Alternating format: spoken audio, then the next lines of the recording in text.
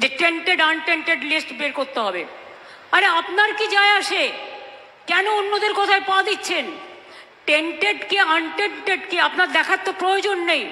ওটা দেখার জন্য রাজ্য সরকার আছে, কোর্ট আছে, আমরা এভিডেন্স নেব, আমরা কোর্টের কি বলা হয়েছে দেখব। এটা আপনার তো লিস্টের দরকার নেই। আপনি চাকরি করেন, আপনার চাকরিটা আছে কিনা দেখার দরকার, আপনি ঠিকমতো মাইনে পাচ্ছেন কিনা সেটা আপনার দেখার দরকার, অন্যটা আপনার দেখার দরকার নেই। ওটা আমাদের ওপরে ছেড়ে দিন। মনে রাখবেন, ইউপিতে 69,000 লোকের চাকরি গেছিল বিজেপি সরকার থাকাকালীন, কেউ ফিরে পায়নি।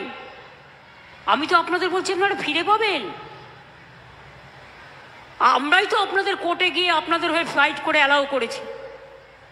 ত্রিপুরায় 10,000 লোকের চাকরি চলে গিয়েছিল, কোর্ট বাতিল করে দিয়েছিল।